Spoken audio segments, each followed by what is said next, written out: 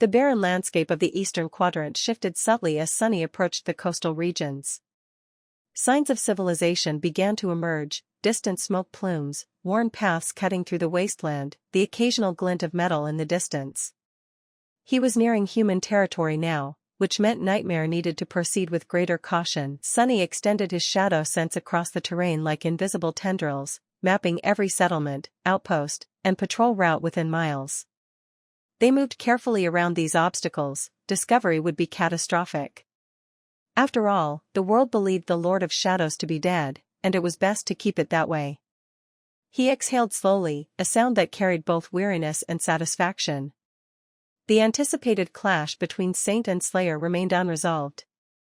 While this brought a twinge of disappointment, Sunny found himself oddly at peace with the delay. Swaying gently with Nightmare's rhythmic gait, he allowed himself a quiet moment of reflection. How far I've come, he mused. His power had grown beyond all expectations. Supreme rank was his, and with it came command over 4 supreme shadows: Saint, Slayer, Serpent, and Fiend. Nightmare would likely ascend to higher ranks soon, and even Mimic had achieved transcendent status. The Shadow Legion itself had flourished during their time in the burned forest, now boasting sacred tier shades among its ranks. Such overwhelming power. It was the kind of strength typically reserved for divine beings, not mortals. There was no point in false modesty. He possessed enough raw force to level entire worlds. If that didn't qualify as godlike, what possibly could? But that's missing the point entirely, he murmured to himself. Destruction alone didn't create divinity. Any fool could tear down what others had built. True godhood lay in creation, the miraculous ability to bring new worlds into existence. And despite all his power, Sunny couldn't create worlds. He could, however, craft extraordinary things. His fingers brushed against his chest as memories of the Dark City's forge flooded back. Those grueling weeks spent creating his first Shadowbound memory had nearly broken him. The process had been so taxing that he still hadn't fully recovered, yet the results filled him with quiet pride. Worth every moment of suffering, he whispered. The achievement would have been impossible without Mindweave's assistance. The ruined cathedral's great hall lay shrouded in unnatural quiet. After a full year of constant hammering from the King of Swords' shade, the silence felt almost oppressive. The Shadow Legion had withdrawn into Sunny's soul during his unconscious recovery from Mindweave's integration, leaving the sacred space eerily vacant. Sunny barely noticed the stillness, his attention consumed by the intricate model suspended above him, a vast spellweave that stretched from floor to ceiling, its complexity staggering to behold. Nearly complete now, he said, studying the shadowwork patterns. This weave represented years of dedicated effort. The initial concepts had formed shortly after he'd forged the blessing, evolving and refining over countless iterations. Most of the foundational work had been completed before his recent collapse, but Mindweave had provided the key to resolving the final theoretical conflicts. Of course, this shadowy model remained purely hypothetical. Theory and practice were often cruelly different. Still, Sunny sensed this was as ready as he'd ever be. Waiting for perfect conditions was a luxury he couldn't afford. Shadowbound memories operated on entirely different principles than ordinary ones. Their weaves needed to be dynamic, capable of growth and adaptation. This required patterns that balanced rigid structure with organic flexibility, a paradox he'd learned to navigate while creating the blessing. Watching the spell improve upon his original design had given him the confidence to attempt his own Shadowbound creation. Time to begin. The approaching Dreamspawn threat and the remaining Weaver's lineage fragments created an urgency he couldn't ignore. The intricate shadow tapestry dissolved at his command, flowing back into darkness. 3 figures emerged from the shadows moments later, moving toward the forge with purposeful strides. His own incarnations, naturally. One remained in the burned forest while 2 worked alongside Nephi south of the Hollow Mountains. 4 pairs of hands would have to suffice. Even the Dark Lord of the Forgotten Shore had abandoned his throne for this endeavor, leaving Iko to manage the Shadow Clan's affairs alone. The Shadow Forge's great anvil stood empty, the King of Swords' shade waiting silently behind it. Each incarnation placed their collected materials on the weathered surface with reverent care. The final component landed with a clear metallic chime that shattered the cathedral's silence. Sunny examined the gathered ingredients. Shadows preserved in eternal frost from the winter beast's death. A polished ivory fragment, bone from the colossal soul serpent whose remains he'd discovered in the Shadow Realm and later used against Slayer. A spool of Nether's diamond thread, recovered from the Ebony Tower's depths. Strands of midnight silk, woven by the puppeteer's own hands. And finally, 7 iron rings.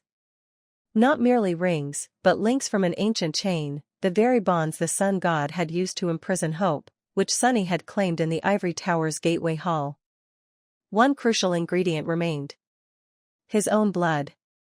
Sunny looked toward Anvil's shadow and managed a weary smile. I hope you're ready for this. This work would demand everything from both of them. Soon, flames roared to life in the forge, and the ancient rhythm of hammer on anvil echoed through the cathedral once more. The creation of a Shadowbound charm had begun. Crafting a Shadowbound memory for himself was both more difficult and easier than forging the blessing. It was more difficult because, this time, Sunny was not going to get assistance from the spell. That was because he was not a carrier of the spell, and therefore did not enjoy the benefits of bearing its curse. However, he was also crafting a memory for himself as opposed to someone else, and so, there was no need to invent complicated tricks to accomplish the desired result. While crafting the blessing, Sunny had to split the forging process between the real world and Nef's dream, but this time, he could simply enter his soul sea and create the weave of his memory there. Plus, he had the benefit of having already accomplished a similar feat once. One of his incarnations worked at the forge with the shadow of Anvil, while 3 more sat down, crossed their legs, and closed their eyes. It glanced as if they were meditating, but of course, they were busy in his soul sea instead. Out of there, in the silent expanse of his lightless soul, they wove a vast and unfathomable pattern out of strings of shadow essence. His 7 tenebrous shadow cores burned above them like dark suns, bathing the tranquil expanse of still water in the lack of radiance. Sunny had discovered something curious while preparing for the forging of this memory. It was that there was a limit to how many relics could be bound to a person's soul. For most humans, it was just one. Most humans only possessed one soul, after all, and it could not accommodate the anchor of more than one weave. For people like Nephice and Sunny, though, the limit was more generous, perhaps because they were not technically people. So, Sunny had the rare privilege of binding both the jade mantle and the memory he was going to forge today to himself. That said, he was not sure if his soul would be able to contain a third. So, he had to pour himself into creating this one fully. In the ruined cathedral of the Dark City, he crafted the charm from the links of the chain with which Hope had been bound.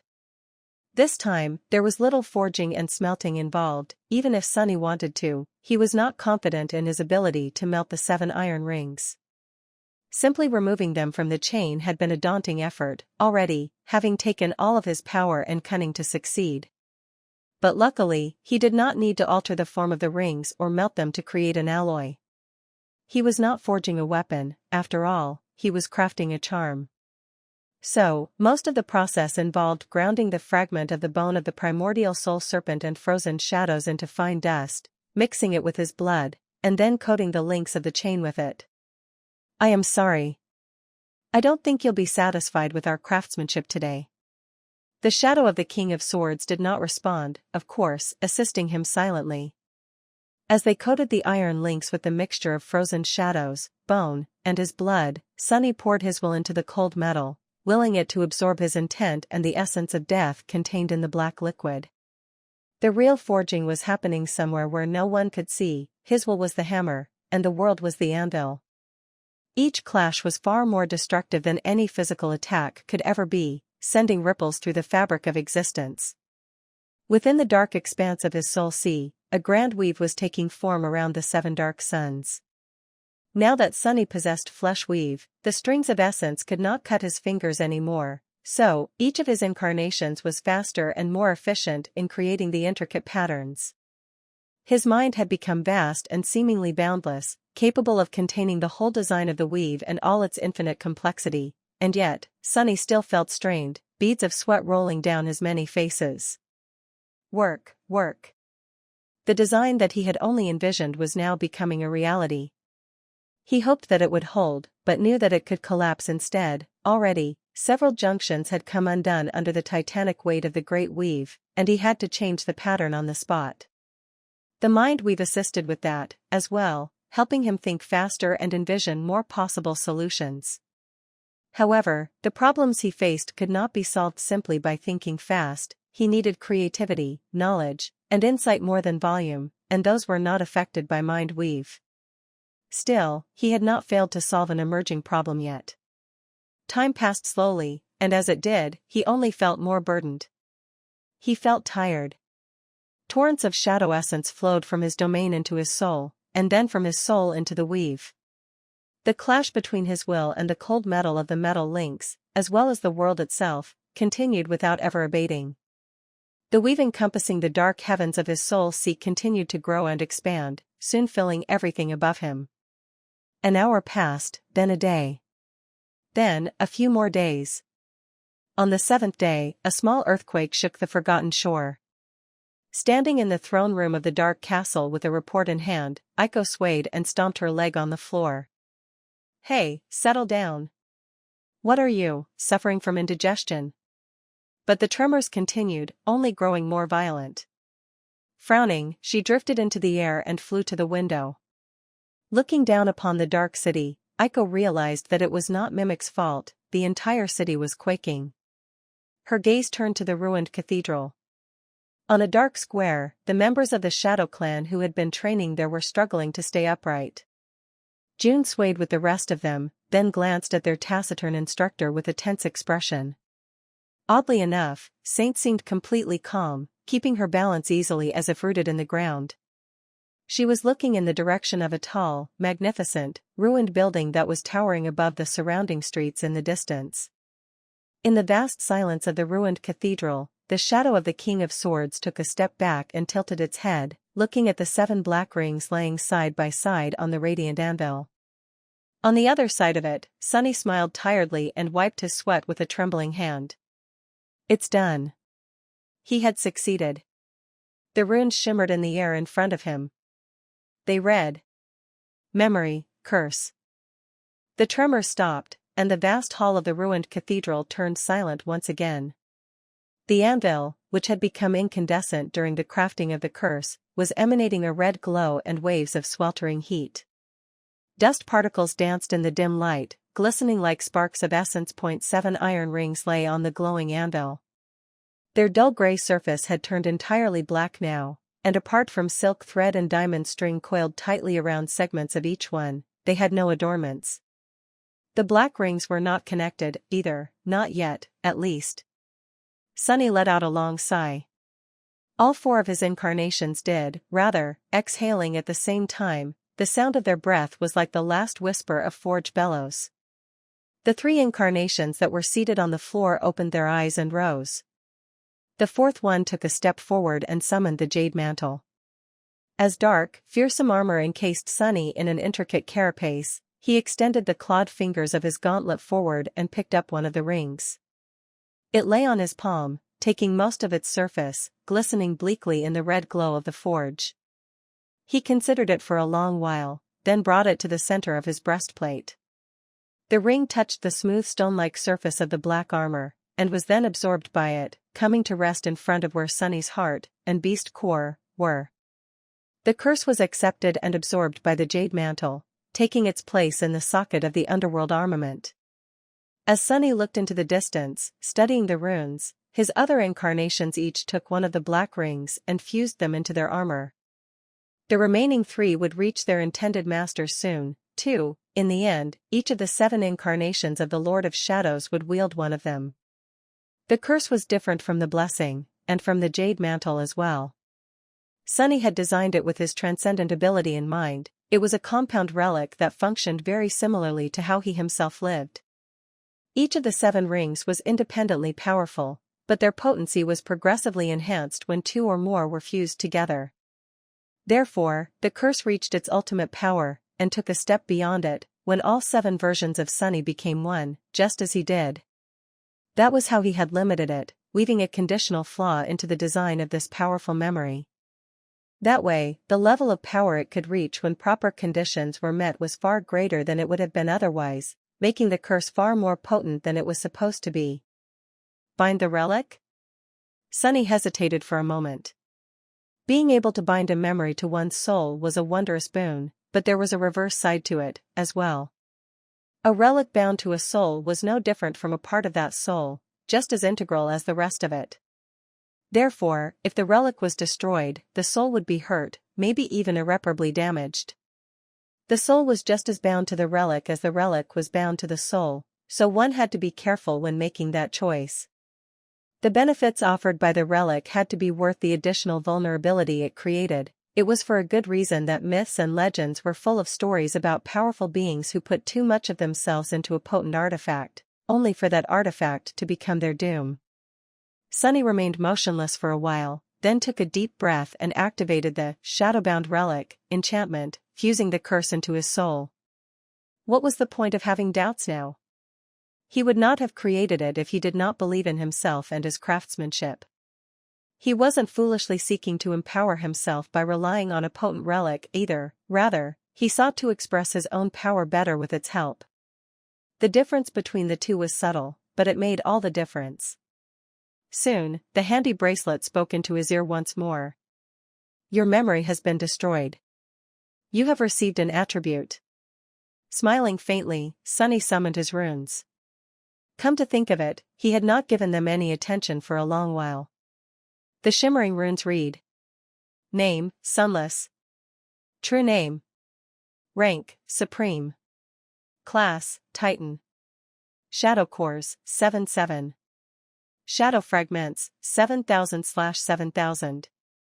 Memories, Silver Bell, Extraordinary Rock, Endless Spring, Weaver's Mask, Shadow Lantern, Shadow Chair, Overpriced Saddle, Weaver's Needle, Nebulous Mantle, Handy Bracelet, Quintessence Pearl, Definitely Not Me. Echoes. Shadows, Jade Saint, Soul Serpent, Nightmare, Shadow Fiend, Marvelous Mimic, Shadow Slayer. Attributes, Lord of Shadows, Flame of Divinity, Blood Weave, Bone Weave, Flesh Weave, Soul Weave, Mind Weave, Jade Shell, Fateless, Curse. Concentrating on the last attribute, Sunny read its runes. Attribute, Curse. Attribute description. Damnation. Sunny stared at the description for some time, then coughed in embarrassment. To be honest, he had spent an unreasonable amount of time trying to come up with something profound and poetic to write there. The nightmare spell had given quite a poignant description to the blessing, after all, so, Sunny did not want to be outdone. He had considered profound sayings uttered by gods and demons, some of the most meaningful moments of his life, and even researched poignant quotes of famous authors from before the dark times. But everything he had managed to come up with sounded either hollow or too on the nose. In the end, frustrated and utterly exhausted, but still failing to decide on a description, he could not stop himself from exclaiming damnation, in a fit of anger. And after throwing his hands up in the air, he simply went and put that as the description. After all, that was a curse as well, albeit of a different kind. Let's hope no one ever sees these runes. Shaking his head in shame, Sunny moved his gaze lower. There, the runes listed the enchantments of his new attribute. Just like the blessing, the curse possessed 7 enchantments. They were, Bound, Dark Embrace, Absence of Light, Mercy of Shadow, Shadow Flammel, Weakening Curse, and Chain. Sunny regarded the runes for a while, thinking no matter how he looked at it, he had done well. If you don't praise yourself, who will? Sunny scoffed and turned away from the glowing anvil, walking outside to enjoy the cool air of the dark city. Forging the curse had been difficult. The true hardship, however, was in imagining what the Shadowbound memory needed to be. Sunny had always known one thing, at least, that he wanted it to be a charm. The underworld armament, enchantment of the Jade Mantle, which enhanced the effect of any charm slotted into the soulbound armor, had gone unused for too long. That had always gnawed at him a little. At the same time, Sunny knew that he did not want to rely on external power too much, or better yet at all. That was a path that could offer him great benefits at the moment, but would lead him to a dead end in the long run. His goal was to become a god, after all, and gods did not seek power in potent tools. They were the power. So, any charm he would forge had to help him use his own aspect more effectively, as opposed to gifting him new powers. Ideally, it had to close any blind spots his own aspect had as well. But therein lay the problem. In a way, Sunny's greatest power was his versatility. He could do a little bit of everything, and do it well, so his powers did not have any glaring blind spots. Which was not to say that there weren't any, of course. For example, he lacked a truly effective tool to deal with large groups of weaker enemies. Nephi's could incinerate a vast swarm of lesser nightmare creatures with one annihilating explosion, but Sunny would have to kill them all by hand. In the best case, he would send the Shadow Legion into battle instead. There were other instances like that, too. So, the set of enchantments he had designed for the curse was meant to make up for his few minor deficiencies, as well as make his strengths even more pronounced. The bound enchantment was self-explanatory. It was the core enchantment of every soul-bound or shadowbound memory, allowing it to grow alongside its master. Both the Jade Mantle and the Blessing possessed the same one, as well. Things got more interesting when it came to the other 6 enchantment, though. The curse had 2 states, a passive one and an active one. It could be summoned independently, but ideally, the curse would only become active when Sunny summoned the Jade Mantle, and therefore always be augmented by the underworld armament, as a result. The Dark Embrace enchantment was the only one that functioned when the curse was in its passive state. It was a nurturing enchantment that enhanced the power of the dark flames of his soul by drawing on his spirit essence. As a result, the flames repaired the damaged shades and wounded shadows faster, allowing them to return to battle sooner. It also gave him the ability to soothe the pain of living beings by touching them. Shadow God was also the god of solace, after all, as well as death. So, Sunny had designed a pattern that he called the painkiller, and wove it into the broader weave of the Dark Embrace. If he was honest with himself, though, that part of the enchantment had taken him a great amount of time and effort to complete, more time and effort, perhaps, than what the Dark Embrace was mainly supposed to accomplish, even. His reason was simple to discern, of course. There was a particular person whose pain Sunny wanted to soothe, even if she had never asked for it and would never seek relief from that burden herself.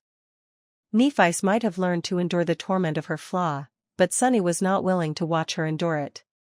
So, he hoped that she would find some measure of solace, at least in his embrace. The other 5 enchantments of the curse could only be used in its active state. The absence of light was the most straightforward. It was an altered version of the enchantment he had designed in Ariel's game to create the Evening Star, a charm memory that now belonged to Saint. The Evening Star augmented Saint when she was surrounded by darkness. The darker her surroundings were, the greater augmentation she received. The absence of light had a similar function, but the condition set for it was not connected to how dark it was around Sunny, but rather to how deep the shadows around him were. The difference was subtle, but impactful. Shadows were created by the absence of light, after all, and were often darker, deeper, and most stark when a powerful source of light was nearby. So, the absence of light would not grant Sunny any power in true darkness, however, it would empower him when surrounded by mundane darkness or stark shadows and radiant light instead. Mercy of Shadow was the key enchantment of the curse.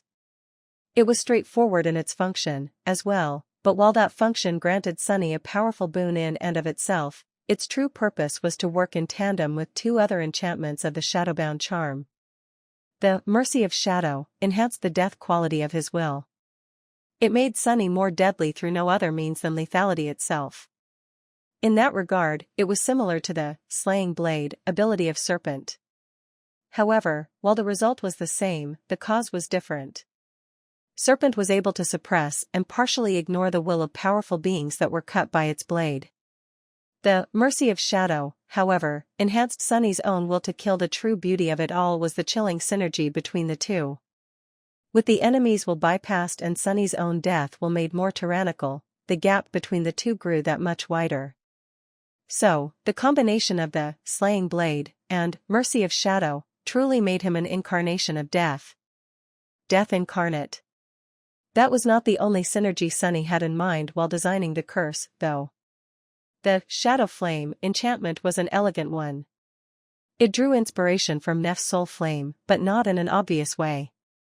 Sunny and Nephi's were similar in the sense that they could augment themselves or their weapons with their dormant ability.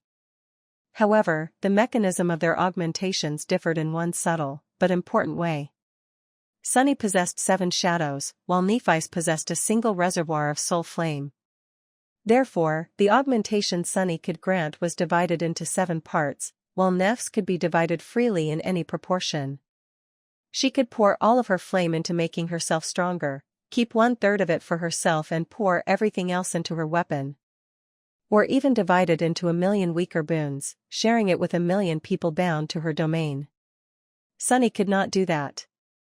But with the shadow flammel, he could, and that would allow him to empower not only himself, but also his shadow legion. Of course, dividing the augmentation of his 7 shadows between 1,000,000 shades would not make each individual shade that much stronger. A few thousand elites, though? That could make all the difference. That was especially true because the gap between ranks grew exponentially. So while 1,000 transcendent shades would not benefit much from receiving 1,000th of Sunny's augmentation, 1,000 awakened shades would benefit tremendously. Sunny had high hopes for the shadow flame. It had another use, as well, one tied closely to the next enchantment of the curse. The weakening curse was what had given the Shadowbound charm its name. Its function was quite simple, which was not to say that designing its elegant weave had been simple. In fact, that single enchantment had taken all of Sunny's ingenuity to create. But the result was worth it. The weakening curse reversed the effect of his dormant ability. Instead of wrapping his shadows around himself, his memories, his shadows, or his shades to augment them, it allowed him to wrap them around his enemies to sap their power away. 2575 The chain, weakening curse, allowed Sunny to do the exact opposite of what he was supposed to be capable of. His dormant ability, shadow control, was the reason why his invaluable shadow helpers could augment him or things that belonged to him, as well as those beings who belonged to his domain. Similarly, while the weakening curse was active, beings held in their cold embrace of his shadows would become weaker. Naturally, the effect was cumulative, and just as Sunny gained progressively more power when several shadows augmented him, his enemies would lose progressively more of their own when more than one shadow wrapped itself around them. There were situations where making the adversary weaker was more beneficial than making oneself stronger.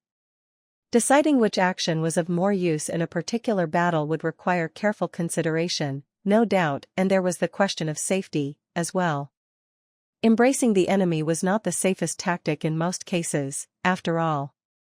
Even without the potential danger of branding a deadly foe with the weakening curse, the utility of this enchantment seemed situational at best, though, and questionable at worst, at least compared to what Sunny could do naturally. However, there were 2 reasons why the weakening curse was actually far more dreadful a power than it seemed. First was the underworld armament.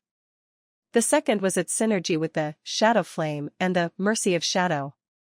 Shadow flame, mercy of shadow, and the weakening curse. These 3 enchantments each possessed its own value, but they were really designed to work together. Shadow flame allowed Sunny to share the enhancement of his shadows among a great number of targets. Therefore, it also allowed the weakening curse to affect a great number of victims. Who was to say that he could only curse 7 foes, or one powerful adversary 7 times over? With the shadow flame and the weakening curse working in tandem, he could rob thousands of enemies of their strength, tens of thousands of them or even millions, if he wished to. And that was not all. Sunny and his shadows were inseparable, and each of them was a conduit of his will. So, all beings augmented or weakened by them were connected to him, and he could use that connection to channel his death will into them. Which, of course, would itself be empowered by the mercy of shadow. And all of it, the augmentation of the shadow flame, the insidious hex of the weakening curse, and the merciless finality of the mercy of shadow, would be empowered by the underworld armament as well. In other words, if Sunny decided to share the augmentation of his shadows with 1,000 shades, the boon they would receive would be greater than his own. And if he decided to weaken 1,000 nightmare creatures, the sum of power they lost would be greater than what he would have received. His death would be greatly enhanced, as well. So much so that his killing intent would be actually fatal to creatures of lesser ranks, much like a distant echo of Nether's killing intent had almost killed Sunny once upon a time, in the eye of the storm on the Great River. Nephi's could wipe out a swarm of nightmare creatures with one powerful explosion. With the chilling synergy between the shadow flame, the weakening curse, and the mercy of shadow, though, Sunny did not need an explosion. He could simply wish the creatures dead, and their lifeless bodies would fall to the ground. Granted, one of Nef's annihilating explosions would still be more destructive. But Sunny could put on quite a respectable show as well. Now that was the solution he had come up with to make up for the most glaring blind spot of his otherwise supremely versatile aspect. Quite fitting for someone who calls himself the sovereign of death, is it not? Looking at the dark splendor of the ancient city that sprawled in front of him, Sunny smiled faintly. For some reason, at that moment, he finally felt like a demigod. The things he could achieve with the curse were not really more impressive than what he could already do, just different. However, the ability to kill someone by simply looking at them and wishing them dead felt distinctly beyond the mortal realm. It was something that only those who were more divine than mortal were supposed to be capable of. Of course, Sunny could probably achieve something similar already, albeit on a smaller scale. It was just that he had never had a reason or wanted to unleash the full force of his death will upon mundane people, and someone like him had few opportunities to face nightmare creatures of the lower ranks. Sunny sighed. I'd only ever fight things that are unreasonably powerful. Granted, he was an unreasonably powerful thing himself, as well. And finally, there was the last enchantment of the curse. The chain. It was as much of a utility enchantment as it was the ultimate one. The chain was what made the curse a compound memory, now a tribute, and allowed the 7 links to enhance each other when combined into a single chain. The passive effect of the chain allowed the power of the curse to grow steadily as Sunny augmented himself with his shadows. However, it could only be truly activated when all 7 of his incarnations fused into one, and when all 7 links were combined together. Once activated, the chain produced a resonance between individual links, making the sum of their power greater than its parts. All enchantments of the curse received a fearsome boost, making it even more dreadful. The chain had a secondary function when activated, as well. It could be manifested and used to bind something or someone. In this state, the chain embodied the concept of permanence. Therefore, it could be used both offensively and defensively. It could be used, for example, to bind a powerful enemy in place. However, it could also be used to bind Sunny himself, thus pinning a snapshot of his existence to the fabric of reality. No matter how his body was mangled afterward while the chain was active, it would return to the shape it had been before. The same went for his soul, spirit, and mind. So if he had to use shadow dance and felt like losing himself in the process, in theory, the chain would be able to bring him back. It could be a tether that bound Sunny to himself, as well, at least until he found a way to regain his true name. That was what he was hoping for. However, as with all things having to do with concepts and higher planes of existence, the actual result was hard to predict. It was a bit of a mystery even for the person who had woven the enchantment. Nevertheless, Sunny felt a strange affection for the chain. His existence had become quite vague and ephemeral ever since all traces of him were erased from reality. He was not attached to the world by the strings of fate anymore, and the delicate tethers of human connections he had created were now tenuous at best. Nothing chained him to the world. So, the chain could do that instead. It was a tool with which he could root himself firmly into the fabric of existence, and therefore not feel like he could be dispelled by a gust of wind like a fragile mirage. Letting out a quiet sigh, Sunny smiled and dismissed the jade mantle, thus allowing the curse to disappear into his soul. After years of planning and meticulously developing the design of the astonishing weave, he had finally created his own Shadowbound relic. He had created the curse. Whistling a simple melody, Sunny headed for the dark castle. All things considered, I think it went well. Now, all he wanted to do was rest.